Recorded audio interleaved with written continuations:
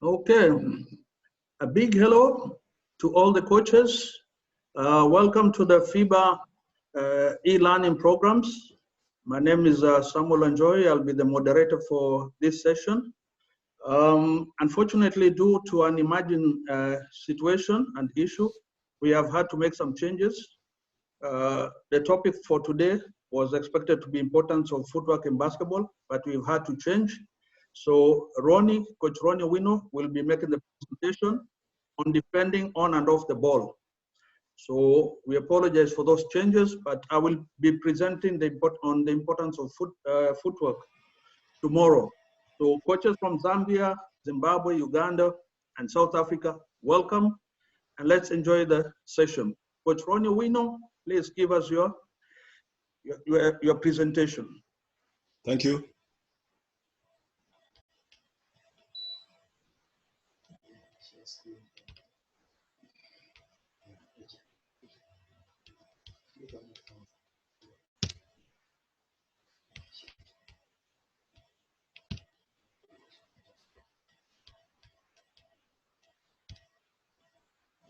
Okay, welcome to this session.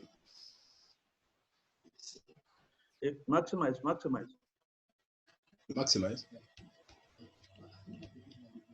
In a presentation mode. Yeah. Okay. So a very good. Bado. Presentation mode. Yeah, sawa. Hapo sawa. Okay. A good afternoon to all of you. Today our topic is defending on and off ball play.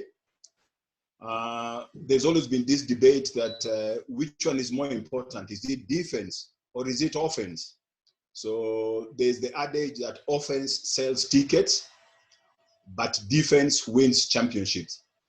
On a bad day, even if your shots are not going in, but you play good defense, you can definitely win a game.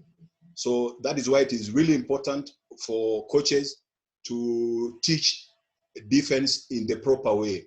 Today we will break it down. Defending on ball. That means the person who is guarding the person with the ball. Guarding the ball is different from defending by a perimeter player. So we will concentrate and do it in a structured manner so that your players know what to do when they are guarding the ball, and your players know what to do when they're one pass away from the ball, they're two passes away from the ball.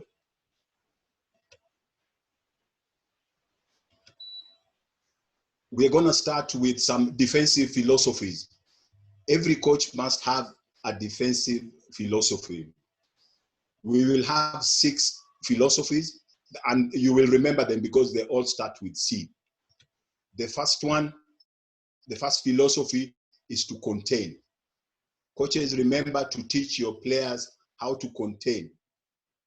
A defensive player who is containing is a player who does not allow the offensive player with the ball to go past them. Containing is the opposite of stealing the ball. Sometimes when you play defense, you want to put pressure on the ball and steal the ball. But to contain is just to have the player in front of you and make sure they don't go by you. That is the first philosophy. Remember, we are talking about the 6 C's. I've said C's so that you remember them easily. The second one is to close out. What is to close out? To close out is if you're guarding somebody who's been passed the ball and you are going to help, when you're about 1 meter from the person with the ball on the rotation, you take choppy steps so that the person does not, if you run all the way to this offensive player, the offensive player can go by you. But when you close out, you take quick choppy steps so that if they want to penetrate, you can still guard them. The third one is to contest. In a similar situation, maybe when you go to help, the defensive player goes to help and the ball is kicked out. The person with the ball, you're guarding the person with the ball. After you've closed out, you also contest so that they don't take an open shot. So the first one is contain. The second one is to close out. You take the choppy steps. And coaches, when you're teaching closeout, remember that about a meter from the offensive player, that's when you take the choppy steps so that you can stop and play defense on penetration. Again, the third one is a contest. The fourth one is the checkout. This checkout does not refer to the checkout at the supermarket. This refers to the issue of the person you're guarding and where the ball is, ball, man, and you. So on the court, you got to know where you are. Are you 2 passes from the ball? Are you 3 passes from the ball? It's also known as the pistol position, having peripheral vision, seeing your man and seeing the ball. The next one is communication. I cannot underline the importance of communication on defense. Every time your team is playing defense, you must insist that the players communicate on defense. Hey, watchman cutting, box out. The players must communicate and keep each other alert all the time. And then the last one is concentration. It is imperative that the players concentrate. Every time you're playing defense, you gotta concentrate in terms of effort, in terms of desire, attitude, and so full concentration. Remember, we said defense wins championships. So as I do this presentation, we will be coming back to this philosophy, the 6 C's: contain, close out, contest, check out, communication, and concentration. Then we move, there are certain things vis-a-vis, maybe we can call them rules that we must do. And this presentation takes into account that the defense is man-to-man defense. So the defensive do's, the first thing we want to do is put pressure on the ball. Every time you're guarding the person with the ball, you want to put pressure. But it's not necessarily a rule. You might be in a situation where you want to contain, but for the purposes of rules, one of the things where we're going to do is to ball pressure. The second one is no penetration. We don't allow mid penetration. Every time a guard is beaten up and there's mid penetration, if there's rotation to help, the ball will be dumped down. So we want to lead the ball to the sides where there is help. So no penetration is very, very important. When you're 1 pass away from the ball, the defender who's 1 pass away from the ball should always deny the pass. I want to point out here that when you're 1 pass away, you can also be in an open stance. You can also sag, but most of the time you want to deny the pass. You are 1/3 off the distance and your hand is grazing the passing lane. You deny the pass. So that is a rule: 1 pass away, deny the pass. Help and recover. In the game of basketball, players will be beaten via the dribble. And if you're 1 pass away from the ball, or if you're 2 passes away from the ball, you need to be in a position to help the person, the player who was guarding the ball, and then to recover to your man. The tactic when you're helping especially is not to really turn your back, but to show your hand and to show your hip. And when the ball is passed back to your man, to recover. Remember, when you recover, you've got to close out. When you recover, you've got to close out. Otherwise, your man is going to go by you. The next one is ball, you, and man position. This is the triangle. We'll discuss it in detail a little bit later. And it applies to people who are 1 pass away from the ball is a shallow triangle. And if you're 2 passes away from the ball, the deep triangle. So you see the ball, you see your man, and this is the triangle. So ball, man, and you. And then the next one is move with the ball. I cannot overemphasize this. When you're teaching your players defensive movement, regardless of whether the man you're guarding moves or not, you must move with the ball. Every time the ball moves, all the defensive players must move towards the ball, the new position.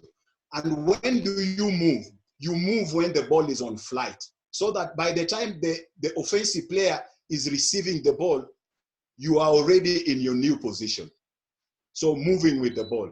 So these are the defensive rules, the do's that we will be referring to: ball pressure, no mid penetration, deny, one pass away, deny, help and recover refers mostly to 2 or more passes away. Then you gotta be in that triangle, ball you and man position, and then you gotta move with the ball as well. And then obviously when they shoot the ball, you want to box out. You want to box out before you get the rebounds. So these are the defensive rules we got to take care of, and the philosophies.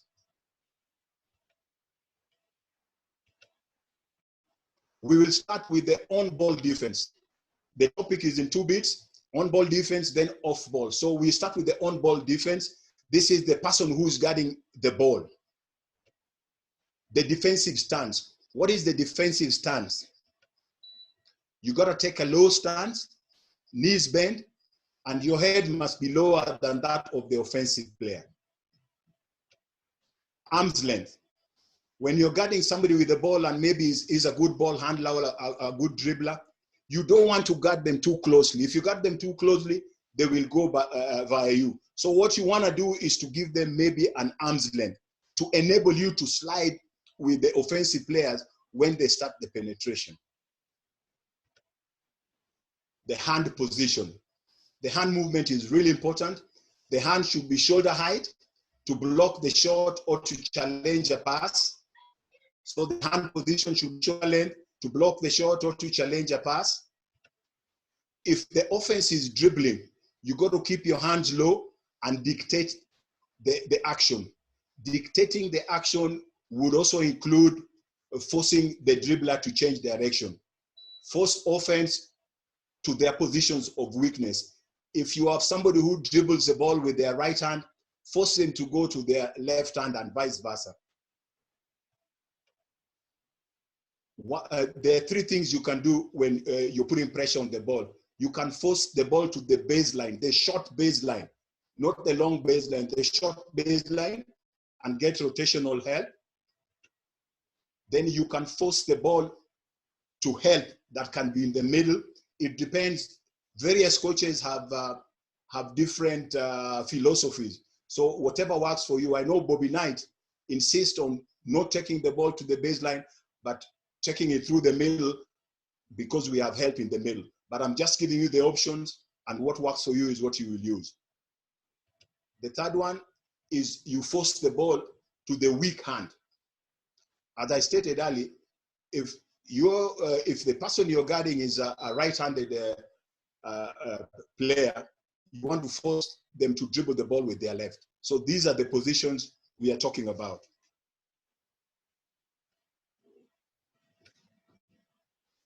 Defending players. Now we are going to talk about defending perimeter players, the players defending perimeter players. When you're defending perimeter players, the first thing, 3 things we can do. The first one is containment. I had talked about containment, stopping the offense from getting past the defense. Again, let me remind you that containment is the opposite of going for the steal. You want to stay with the defender as they're with the offensive player as they're dribbling left and right. You stay with them. Containment. Do not allow them to go past you. That is one of the things you can teach your players. The next one is turning the dribbler. You make them change direction. If they're dribbling to one that we stay around, the defender needs to take the play. So maybe you're a little bit ahead, you step and you force them to change direction. I'll be showing the diagram for this containment, and we'll take it from there. Then the next one is channeling the dribbler. Channeling the dribbler, forcing the dribbler to a particular area so that, let's assume I'm a dribbler. I'm going to force the dribbler to go this side because I know I have a teammate there and we can go there and trap the ball. So these are the 3 things you can do when you're guarding the ball. You can play containment, you can turn the dribbler, force the dribbler to change direction, and you can channel the dribbler to a trap. You know your teammate is there. Low post, there are three things we can do. The first one is we can play denial, 75% denial, when the ball is on the wing and they want to give the pass. The next one, you can front the player, and if they give the low pass, you have people behind. And then the next one, you can play behind. If maybe you're guarding a player who is not so good with the ball, you can allow them to get the ball. So when you're guarding the low post, those are the three things that you can also do. Now, this first one, we are talking about turning the dribbler. In this photo, in this diagram, we see that the dribbler is dribbling to the right. So the defense is slightly ahead. And at this point in time, the defense is gonna overplay.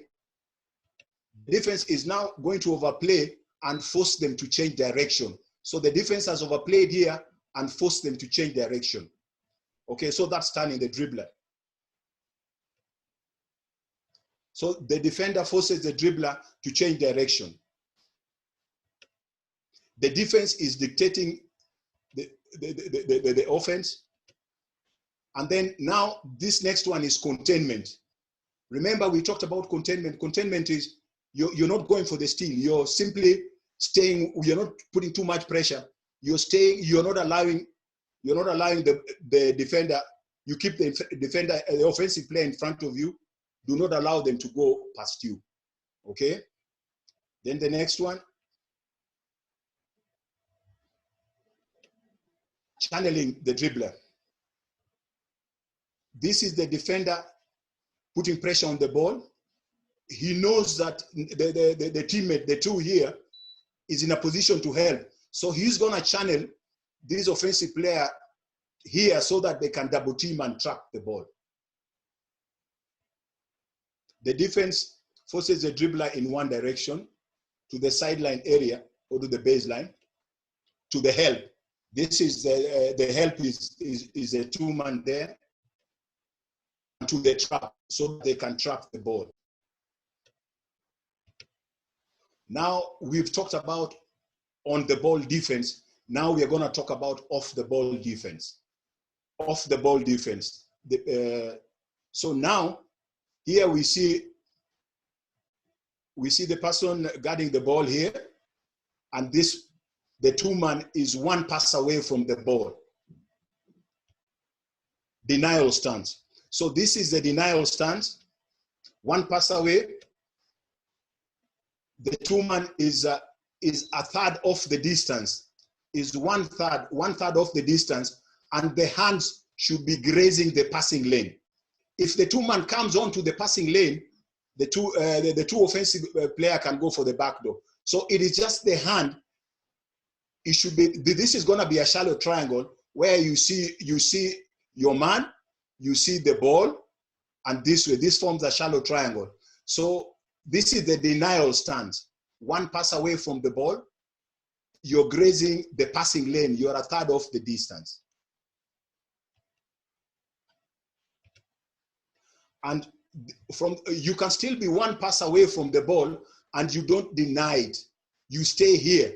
Maybe he's not a good shooter. This is the open stance as opposed to the denial stance.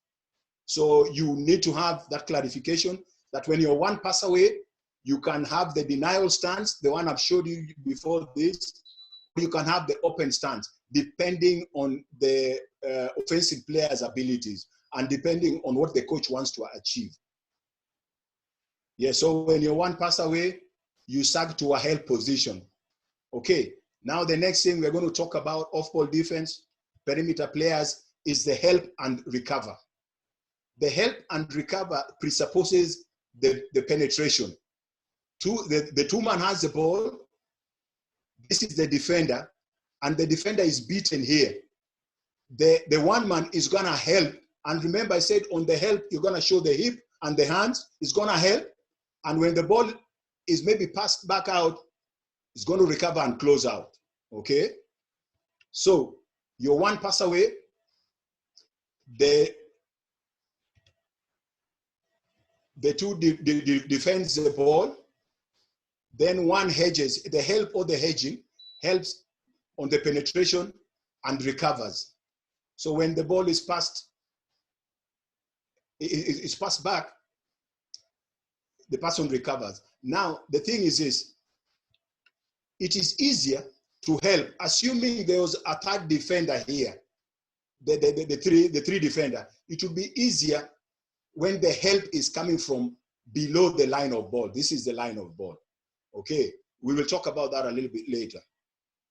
So this person has helped, the one man has helped, and then the ball is passed back to the man. So the one man comes back. The one man comes back, the one defender comes back to recover. The ball is reversed, the one man comes back to recover. Yes, this is it. So the one man comes back to recover. And the next diagram shows you, yes, now the one man has recovered and again is guarding the ball. And the two man, because the ball has moved, has also moved to a denial stance here. So that explains the help and the recovery. So we are talking about the perimeter players, help and recover. One pass away.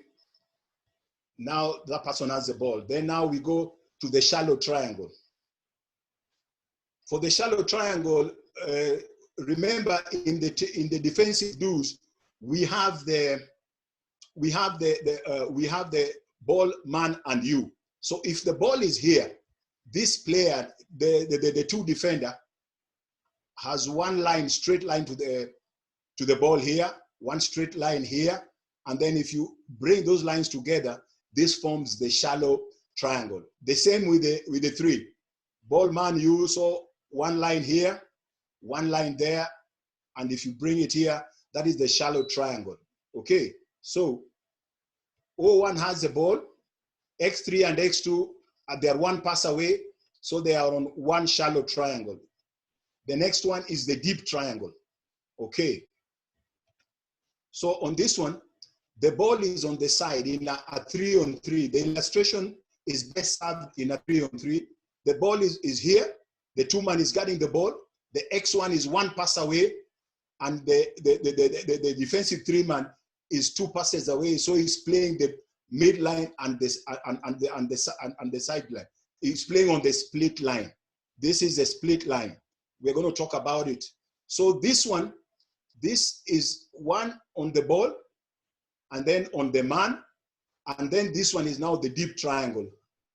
When you're two or more passes away, it is the deep triangle as opposed to the one pass away where we have the shallow triangle.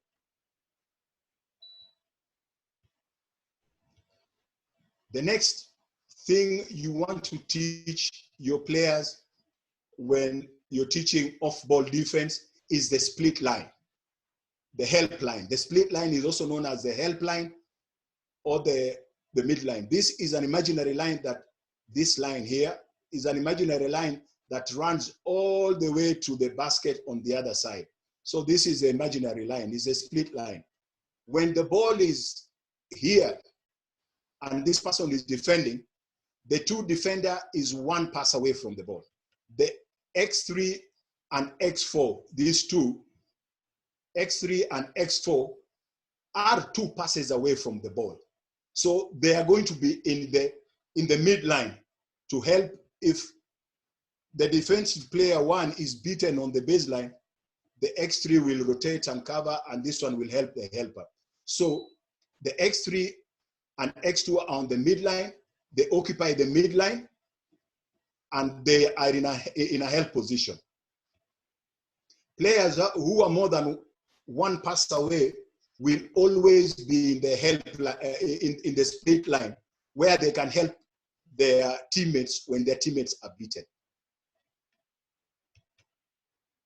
The next thing we are going to talk about, other than the split line, the midline, is the line of ball. This is the line of ball. Where the ball is, this is the line of ball. So anything that cuts across here, anything below is below the line of ball, and anything above is above the line of ball. So, excuse me. where do we want the help to come from? Help is most important when it comes below, from below the line of ball. So when this two-man beats his man and is going to help, it is easier for the three to help and then to recover. X1 here is above the line of ball. We are not saying he cannot help, but to help, he's got to turn and then drop step and go and help and recover. So we are saying this help, it is easier when it is coming from below the line of ball. When the help should come from below the line of ball. X3 is coming from below the line of ball and is in a better position to help because they're between the dribbler and the basket. So that if the two offensive player beats the man here, this one can help here and then still recover. And I'm sure if it is a 5-on-5, there is somebody here who will rotate to come and assist here. The next one is moving with the ball. We talked about moving with the ball as one of the things, the defensive things that we want to do. Moving on the pass. Let us say this. Every time, please coaches, tell your players that every time the ball moves, all the defensive players must move the ball. And when do we move? I'll repeat it again. When the ball is on flight, when the ball is in the air, that is when you move, so that when the next person receives the ball, you have adjusted to your position. So the next 4 diagrams, I will quickly show you the movement that we are talking about. Every time the ball is passed, all defenders must move to their new positions, okay? Defenders should move to their new positions when the ball is on flight. So we start with this scenario where the ball is at the corner here. Look at this. The two-man is 1 pass away. This one is 2 passes away. 5 and 3 are occupying the split line and the midline because they are 3 or more passes away from the ball. So we are saying that it is too late to move when the ball has already been received. So do not react to the pass and move after the person has received the ball. When the ball is on flight, before they receive the ball, you gotta move to the ball. So the next 4 diagrams is just we are going to show you. I'm going to show you when the ball is here, when the ball is here, when the ball is here, here, and finally there. They are moving and adjusting to their new positions. Yes. Now the ball has been passed. The ball is here. This one, the 4-man, the 4 defense is 1 pass away from the ball, a third of the distance. The 1 is also 1 pass away. The 3 is 2 passes away. 3 and 5 are somewhere near the midline. So they have all rotated to their new positions. So by the time this one is receiving the ball, 4 is already there, 1 is there, 3 is there, and 5 is there. So the next pass is going to be to the 1.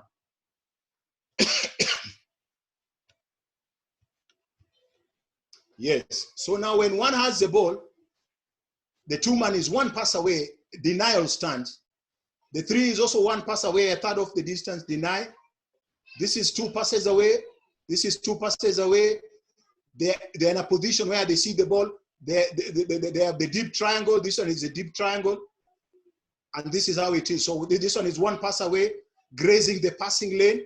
This one is also grazing the passing lane. If the man is beaten there, they can help. They are below the line of ball. They can help. If this one is beaten here, this one can also help and recover.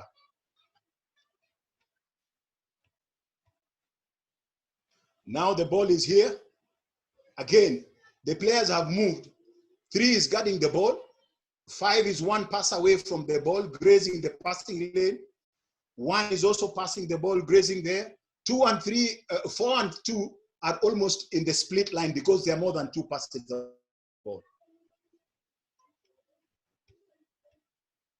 And finally, when the ball is passed to the corner here, the ball is passed to the corner, the new positions. 5 is guarding the ball. 3 is 1 pass away. 1 is 2 passes away. Shallow triangle. So 2 and 4 are occupying the midline. Remember, coaches, it is the ball that scores.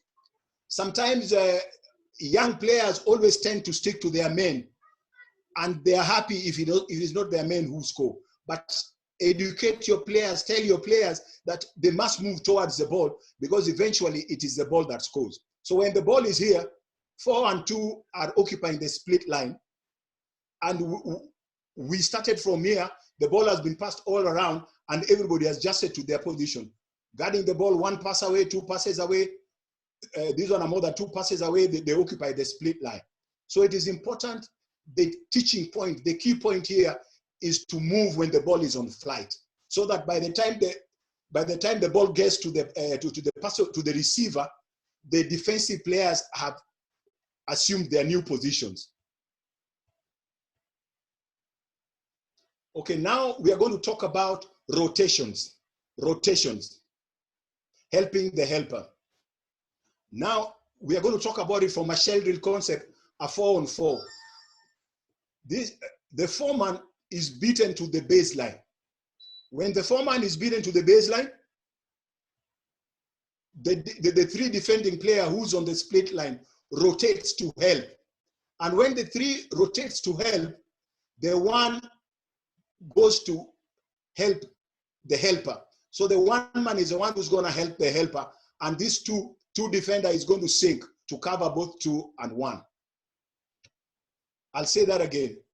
When the 4 defender is beaten to the baseline, we are talking about the rotations. And coaches, you must teach the proper rotations so that the players know where they're supposed to be. So on this baseline, the 3, because the 3 is nearest to the ball, will rotate and cover. The 1 man will, the 1 defender will rotate to replace 3, and the 2 will rotate. So this is what we'll have. We'll have two people on the ball. We'll have X4 is beaten, X3 rotates, X1 is here now to cover, X2 is here, X2 is looking out for this pass and this pass, and X1 is in a position to cover the 3 man. Okay, we are going to talk about, there are 3 options. There are 3 options of the pass. The pass can come here, the pass can come here, or the pass can come here. So we are saying on this rotation, if the 4 offensive player passes the ball to the 2, this is the first option. Let's discuss this first option. When the ball is passed, when this ball is passed here, the rule is that the nearest player to the ball, the 2 is the nearest player to the ball if the ball is passed here.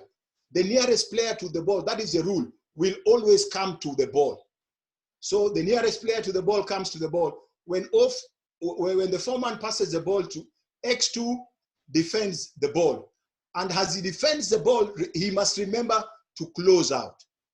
And if this person is a good shooter, as he closes out, remember the C's. He must also be in a position to contest the shot if this person wants to shoot the ball. X1, on this pass, X1 will also come and guard 1. So we'll be 1 pass away, will come somewhere here. And X3 is going to come here. The next diagram will show us the rotation. Yes. Now, when the ball has been passed from here to here, the X2 is going to be on the ball. X1 is now 1 pass away. 3 is here, and 4 has moved back here.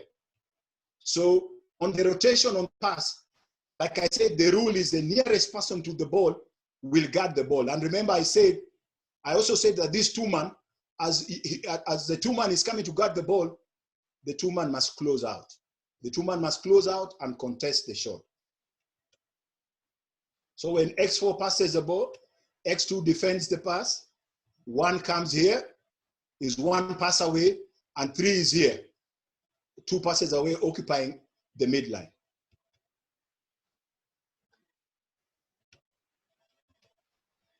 Now the second option, when the ball is passed here, again the rule applies. The nearest person to the ball is going to guard the ball.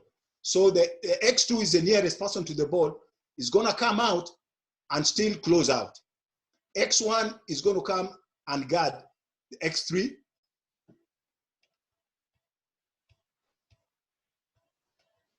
X4 is going to come and guard the two defender.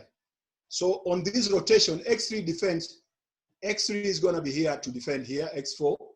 So this is how the alignment is going to look. When the ball is here, X2 has the ball, X1 is one pass away, X3 is here, sees the ball and sees the man, and X4 is here.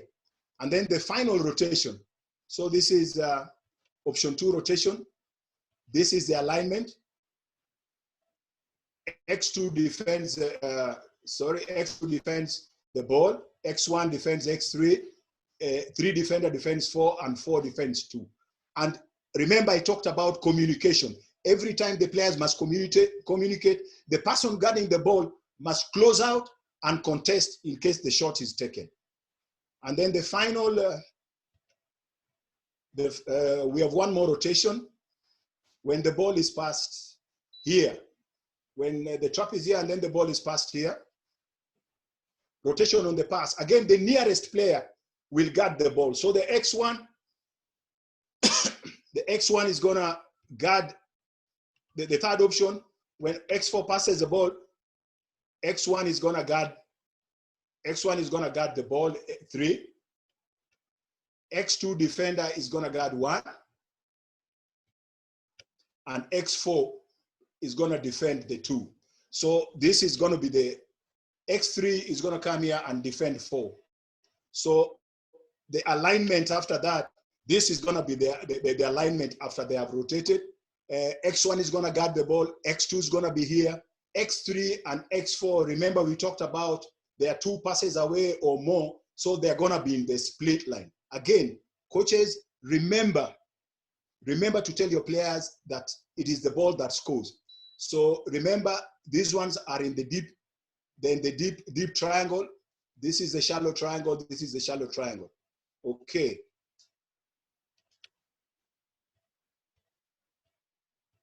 So when X4 passes the ball, finally, X1 is defending the ball, X2 defends X1, X4 defends X2, and 3 is here to defend the basket. We've done this from a shell drill concept of 4-on-4.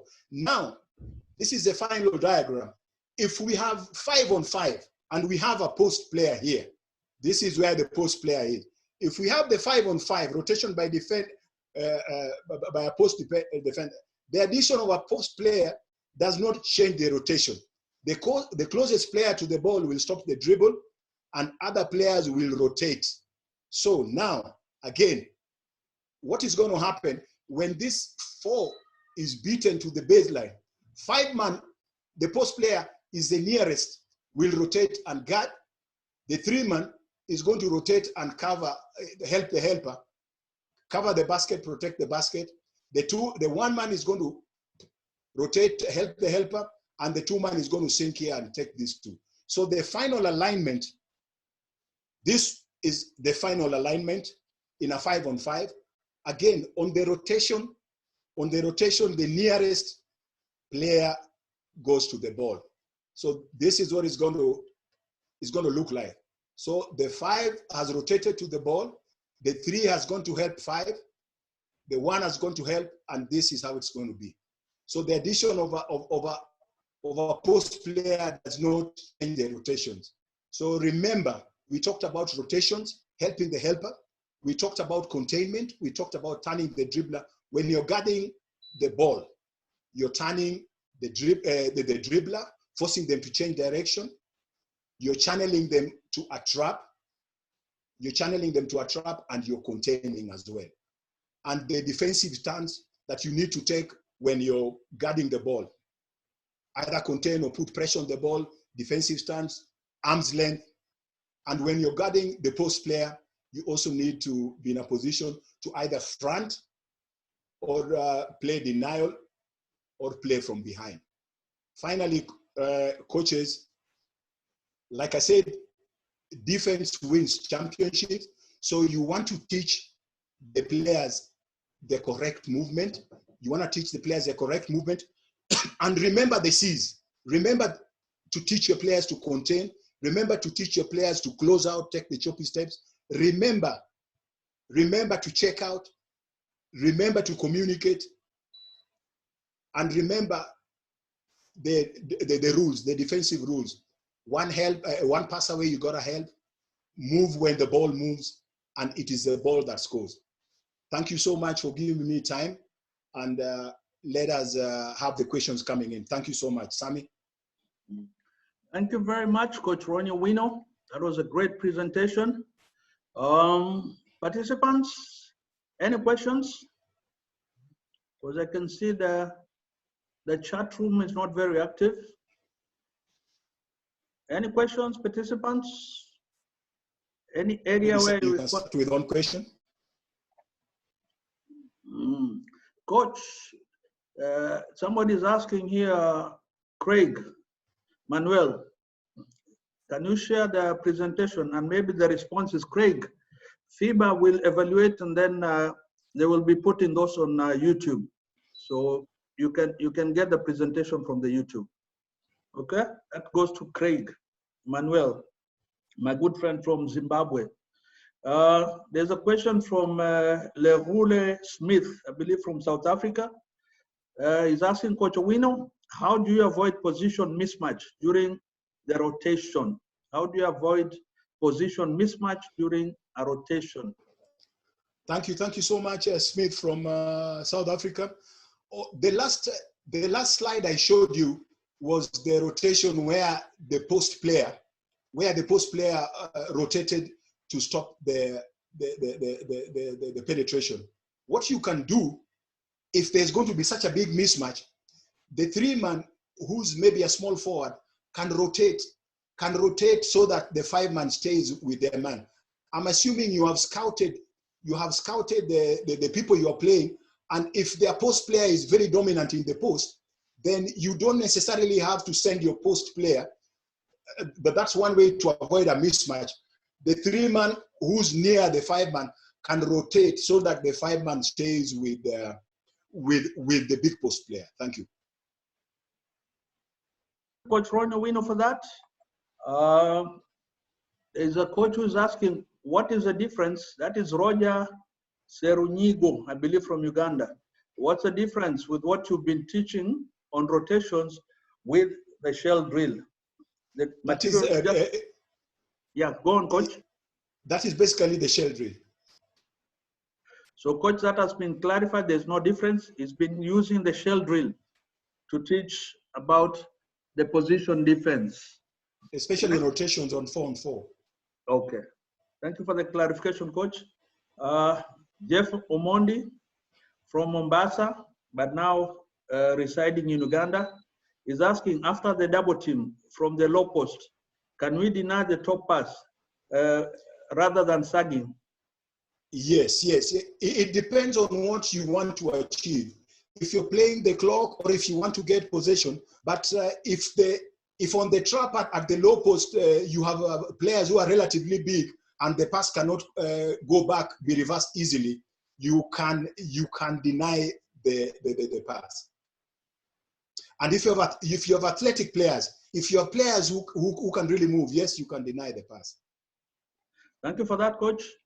We have Joseph Odera, I believe from Kenya, is asking Coach Owino, is it good for you to teach young players trapping defense? Coach? Maybe when they are later on, when they are about 15 years old, but earlier on, 12 years old, it is just good for them to know the rotation. But to enhance their basketball acumen, when they reach 12, you can explain the issues of the trap, but you don't really put key emphasis there at that point in time. Okay, thank you. There's Coach Douglas. He's asking whether you can give a repeat of the 6 C's. A repeat of the 6 C's. Yeah, he wanted clarity, but maybe you can just recap. Okay, the first one is to contain. When you contain, containing is the opposite of going for the steal. So to contain simply means the defensive player does not allow the offensive player to go by them. Then the next one is to close out. Closing out presupposes a scenario where defensive players want to help, and when the ball is now passed to the person they were defending, they've got to run. They've got to run back to their men, to recover back to their men. And it is in this process of recovering that you need to close out. Closing out simply means taking quick, choppy steps so that you don't allow penetration. If you don't take the steps, the person with the ball will go by you. Then the third one is to contest. Every time the offensive player has the ball and shoots the ball, you want to contest. Then the next one we talked about communication. We want to communicate all the time. Communication is half the defense played. The next one is concentration. We want to be in a position where we are concentrating, the attitude, the focus, we are concentrating properly. And then the final one is checkout. The checkout is a scenario where you see the ball, you see your man, the triangle, either the triangle or the deep triangle. So those are the 6 C's we have. Thank you. I can see there is Brian. You've raised your hands.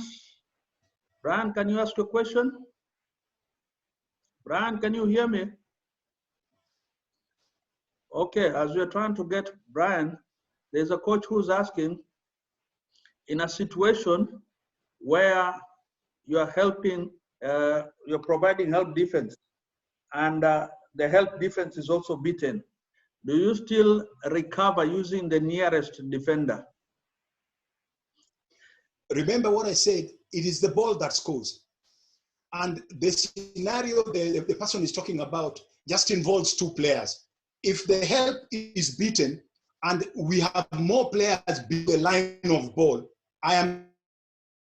accordingly, we will have continuous rotations where the person nearest now to the ball will continue to try and stop the ball. And the people who are beaten, they have not stopped. They will be running to look for people to cover. Thank you. Thank you for that. That was a question by Lily Zara. The next question is from Derek. He's asking, Coach, in case there are screens, what is the rotation after the screen? Okay, today we were not concentrating on screen, but let's just talk about screen. In case of a screen, we can hedge. We can hedge. In case of screen, I hope they know how to hedge. The person, a screen is on, I'm assuming a pick, a screen on the ball. You're going to hedge to force the person with the ball to take a longer route so that that will enable the defensive player who was screened to recover. So it's the hedge and recover. Thank you for that, Coach. There's Roger Serunigo. He's asking, how would you encourage players to know the importance of trapping defense? Because some of the players do not believe in trapping. Coach? We need to understand why we trap. We need to understand why we trap, why we play press defense. We play press defense, one, to get the other team out of their intended play. And assuming if they're a fast breaking team, we want to slow them down. The third thing, sometimes we press the ball to force them to have a violation, half court, to cross the ball in 8 seconds. And finally, we also trap to force them to make turnovers. Make your players understand the reason why we trap. The misconceptions we have as coaches and players is that when we say trap, we are talking about the steal. To trap does not mean we want to go and steal the ball. As a coach, those 4 things I've talked about, slowing down the opponents, getting them out of their intended play, forcing them to violate either 5 seconds from an inbound or 8 seconds to the half line. If you explain that, the reason why you're trapping, they will not trap the ball to get a steal. If you can get the steal, that's fine. But if you explain to them the reasons why, which I've given you, those are the main reasons for the trap. You'll have helped them understand why you trap, and they will help you trap wholeheartedly. Thank you for that clarity, Coach.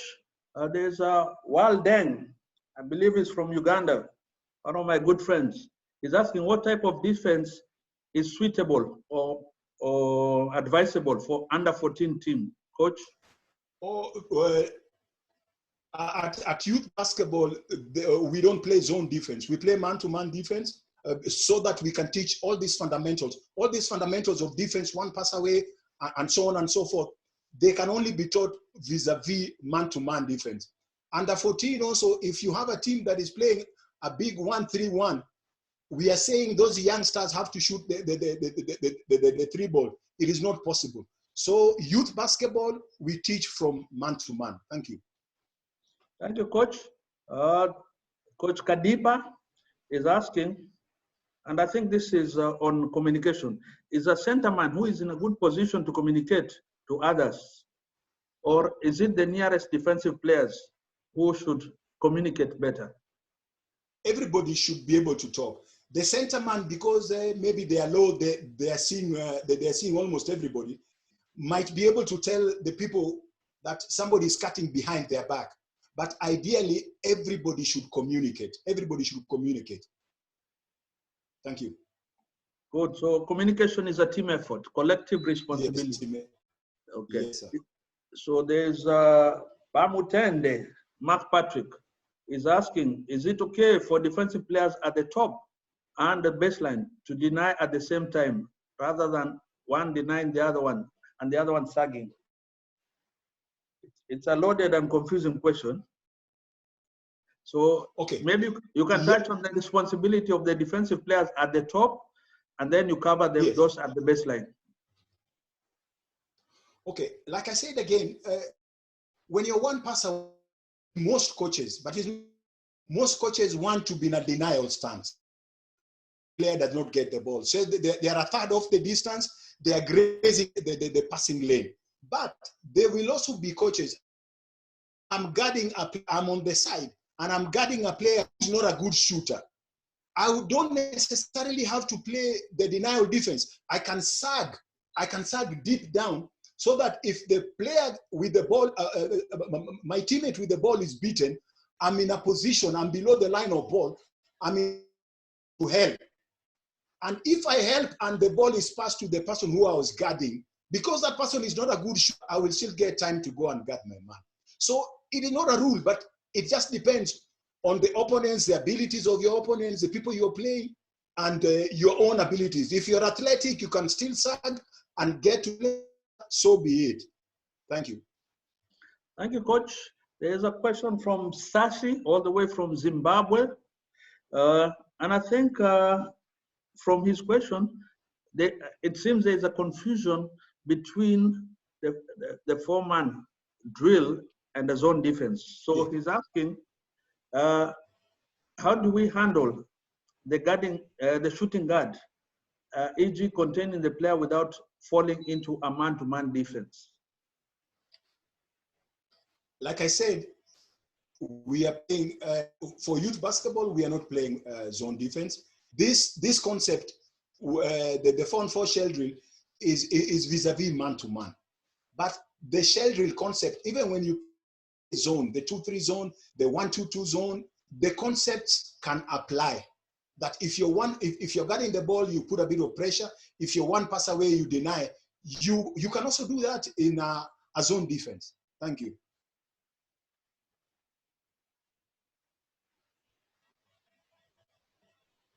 Hello, Sam. Okay, I can hear you.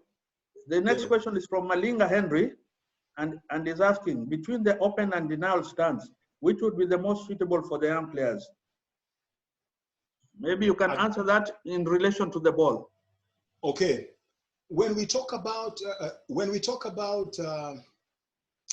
I for one as a coach, when I'm playing man-to-man, I've always preferred to play the denial stance, so that you make it difficult for the point guard to give the immediate pass. Okay? To give the immediate pass. If you get used to playing like that, to playing pressure, having quick feet, it is okay. But if now you're guarding maybe somebody, if you're guarding somebody who's not a really good shooter, you can always sag. But I would prefer to get used to start by playing the denial defense. One pass away, you're a third off the distance, you're grazing the passing lane, so that you make it as difficult, make it as challenging as possible for the offense. And a big shout out to Henry Malinga, is my very good friend. Good. At least we're getting an opportunity for us to meet online via these e-learning programs. Now, there's Gwenzi Mbongeni. He's asking, Coach, just give me a hint about the fifth defender. How does he play on this rotation? Coach?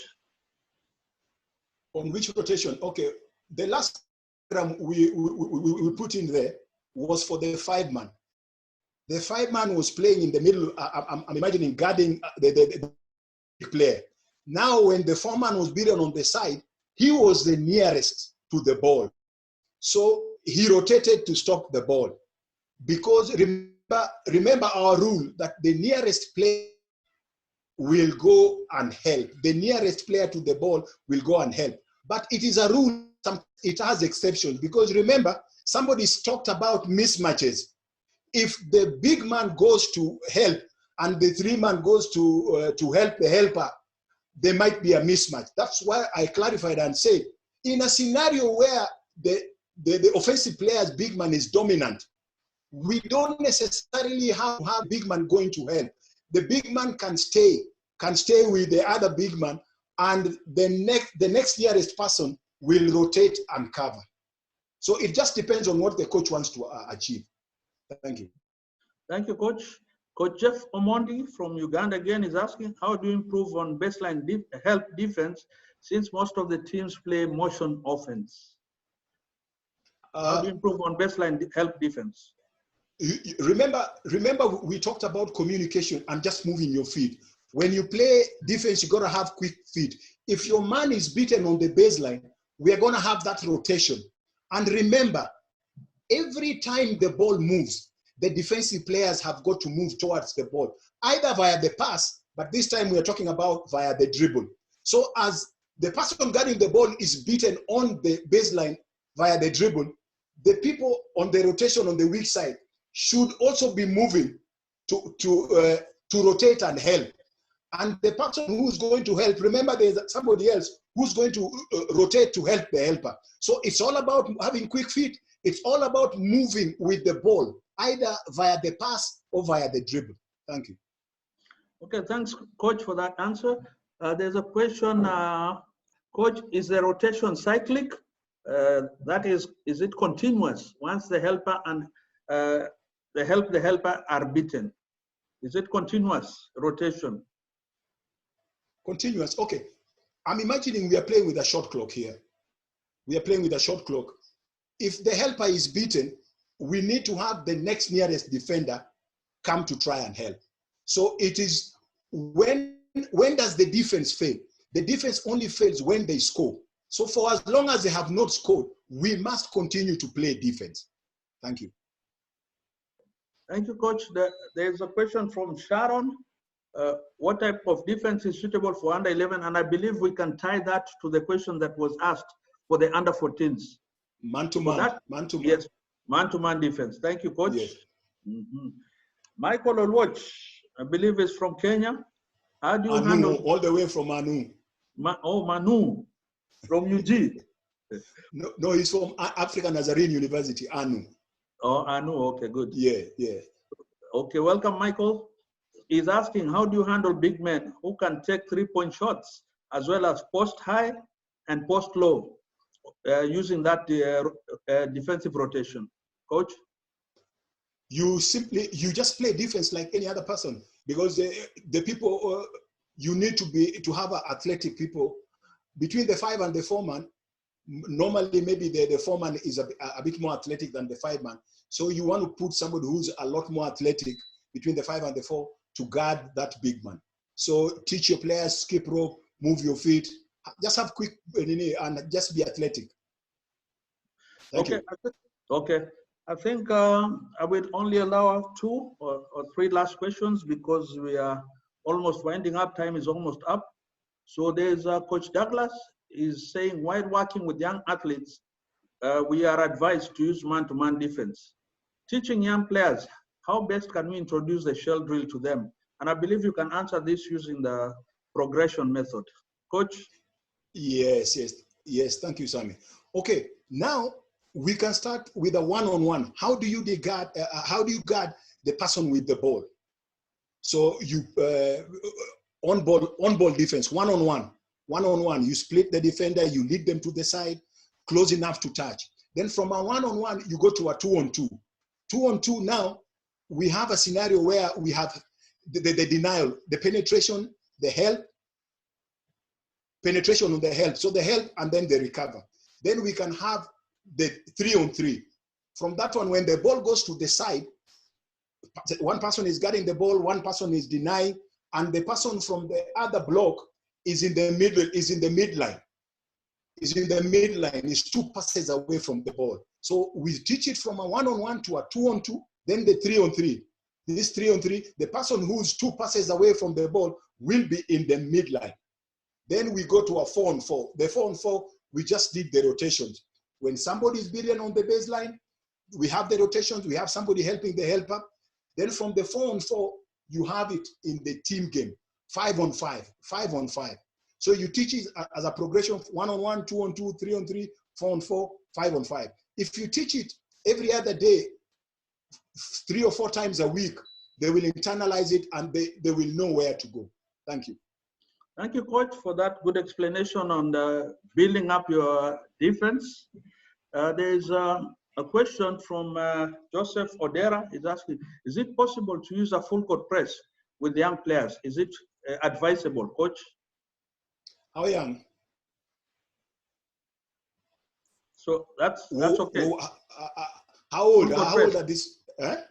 Full court press with young players. I want to believe under 14. Well, I don't know.